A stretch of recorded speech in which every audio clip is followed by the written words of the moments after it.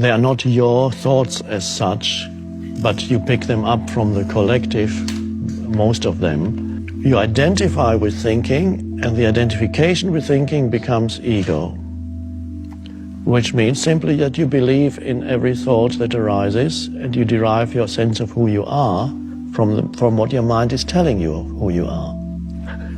Opinions, viewpoints of that's me. That's some people talk to themselves and you are, oh, you are so good. Why doesn't the world recognize you? Or the mind says, you're no good. Same thing. You're no good at all. You fail at everything, don't you? And then you believe in it. And then you suddenly have a low view of yourself. Why you have a low view? Because you believed in your thoughts. They're little energy forms, like entities, and they get stuck in your head and don't refuse to go. And the more you believe in it, the more more deeply lodged they become in your mind. And so some people are stuck with very hostile entities. I'm saying entity, not in some spooky way, but every thought is an energy form, and as such we could call it an entity. And there are many people in this world who are stuck with hostile, life-denying, continuously critical and attacking entities that they carry in their head, and they believe that is who they are. And they are continuously attacking themselves. And if they are not attacking themselves, they attack others around them. Let me tell you who you are.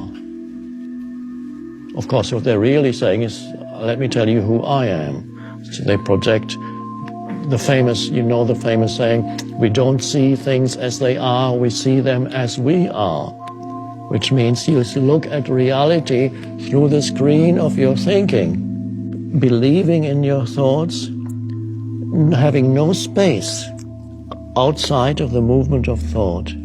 Again, here we come to the vital thing, lack of space inside. That is the unconscious condition, spiritually, completely unconscious. And then you are burdened with a heavy ego. You are the ego, which is not an entity apart from thought. It is thoughts that you have identified with. The first moment of freedom comes when you realize that certain thoughts have been going through your head for years, perhaps, and that they are only thoughts, and that you are not the thought, you're the awareness. In my case, I became aware that I had a thought, for example, that started in childhood, one of many negative thoughts I had. Bad things always happen to me. Bad things always happen to me. Your perception then becomes selective. When you have a thought like that, you notice much more, because in everybody's life, in daily life, things go wrong. You miss a bus, you get stuck in a traffic jam, or you lose some money. But yes, this is normal. But if you have the thought, bad things always happen to me, you're extremely aware of those things, and they confirm to you that the thought is correct. So the reality will confirm to you, and not only that, that thought or any thought of that kind actually attracts bad things, negative things. Just incredible how people create their world through that. So freedom comes from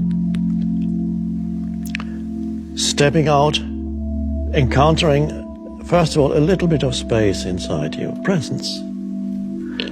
And then from there you realize certain thoughts as repetitive and just a thought. Bad things always happen to me. Oh, there it goes again. To become free of ego means becoming free of thought, identification with thought. That's the end of the ego. It may reassert itself from time to time, but at least that's the awakening.